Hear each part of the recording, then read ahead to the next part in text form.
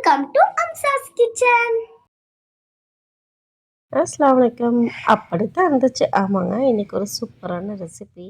வெண்பொங்கலும் அதோட இனிப்பு பொங்கல் ரெண்டையுமே ஒரே நேரத்தில் பண்ண போகிறோம். வாங்க எப்படி பண்ணுறதுன்னு பார்க்கலாம். ஃபஸ்ட்டு ஒரு குக்கர் பேன் எடுத்துக்கோங்க. 1 கப் அளவு பாசி பருப்பு எடுத்துக்கோங்க. இந்த மாதிரி நல்லா பொன்னிறமாக வறுத்து எடுத்துக்கலாம்.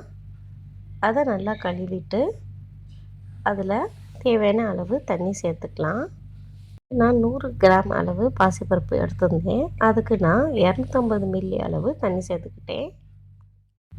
அந்த தண்ணியிலேயே நம்ம இப்போது சீரக சம்பா குருணை அரிசி நான் 1/4 கிலோ அளவு எடுத்துருக்கேன்.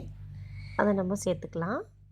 சீரக சம்பா குருணை அரிசியில் செஞ்சிங்கன்னா சூப்பராக இருக்கும், டேஸ்ட்டு நல்லாயிருக்கும். இதில் 1 ஸ்பூன் அளவு இஞ்சி பேஸ்ட்டை சேர்த்துக்கோங்க. பொங்கல் பிசுபிசுப்பு தன்மை இல்லாமல் இருக்கிறதுக்காக அதில் 1 ஸ்பூன் அளவு நெய் அல்லது எண்ணெய் சேர்த்துக்கலாம். அப்போ தான் பொங்கல் உங்களுக்கு ஸ்டிக்கியாக இல்லாமல் நல்லாயிருக்கும். எல்லாத்தையும் சேர்த்து நல்லா கலந்துட்டு தேவையான அளவு உப்பு சேர்த்துட்டு நம்ம விசில் வச்சிட வேண்டியது தான்.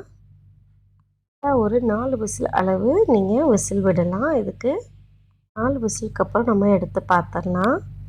பாருங்கள், நல்லா பூ போல் மலர்ந்து சூப்பராக அழகாக வந்திருக்கு பொங்கல். இதில் நான் இப்போது பாதி அளவு வெண்பொங்கலுக்காக ஒரு ஹாட் பாக்ஸில் எடுத்து வச்சுருக்கேன். இது பாதியில் கொஞ்சமாக நெய் சேர்த்து நாடு சர்க்கரை கலந்துக்கிட்டிங்கன்னா இனிப்பு பொங்கல் ரெடி ஆயிடும். நம்ம வெண்பொங்கலை தாளிச்சிடலாம். அதுக்கு வெங்காயம் இங்கே நான் 2 பெரிய வெங்காயம் நறுக்கி வச்சுருக்கேன். இந்த மாதிரி நைஸாக நறுக்கி வச்சுக்கோங்க. 4 பச்சை மிளகா, கொஞ்சமாக கருவேப்பிலை எடுத்து வச்சுருக்கேன், அதை சேர்த்துக்கலாம்.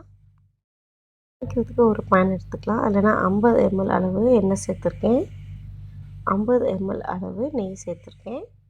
எண்ணெய் நெய் நல்லா காய்ஞ்சதுக்கப்புறம் இங்கே 1 ஸ்பூன் அளவு மிளகு சேர்த்துக்கலாம். 1 ஸ்பூன் அளவு சீரகம் சேர்த்துக்கலாம். சீரகம் மிளகு நல்லா பொரிஞ்சதுக்கப்புறம் இங்கே நான் ஒரு 10லேருந்து 15 அளவு முந்திரி பருப்பு எடுத்து வச்சுருக்கேன், அதை சேர்த்துக்கலாம். முந்திரி பருப்பு நல்லா ரோஸ்ட் ஆகட்டும். உங்களுக்கு எவ்வளோ பிடிக்குமோ அவ்வளோ சேர்த்துக்கோங்க. பருப்பு நல்லா ரோஸ்ட் ஆனதுக்கப்புறம் நம்ம வெங்காயம் சேர்த்துக்கலாம். சில பேர் வெங்காயம் சேர்க்க மாட்டாங்க, பட் டேஸ்ட் சூப்பராக இருக்கும் சேர்த்திங்கன்னா க்ரன்ச்சியாக. கண்டிப்பாக வெங்காயம் சேர்த்துட்டு எப்படி இருந்துச்சுன்னு எனக்கு கமெண்ட் பண்ணுங்கள். வெங்காயம் நல்லா வதங்கினதுக்கப்புறம் அதில் ஒரு கொத்து கருவேப்பிலை சேர்த்துக்கலாம்.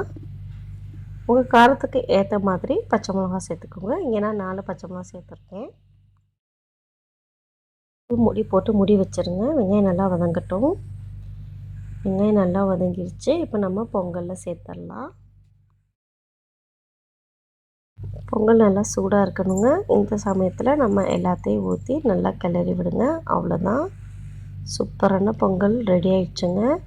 பார்க்குறதுக்கு எவ்வளோ அழகாக இருக்குது பாருங்கள். நான் சொன்ன அளவில் இதே மாதிரி ட்ரை பண்ணுங்கள், செம்மையாக வரும். கண்டிப்பாக ட்ரை பண்ணிட்டு கமெண்ட் பண்ணுங்கள். இப்போ தான் நம்ம சேனலில் ஃபஸ்ட் டைம் பார்க்குறீங்கன்னா கண்டிப்பாக சப்போர்ட் பண்ணுங்கள். கடைசியாக பொங்கல் பிடிச்ச உங்கள் ஃப்ரெண்ட்ஸுக்கு ஷேர் பண்ணுங்கள். தேங்க்யூ.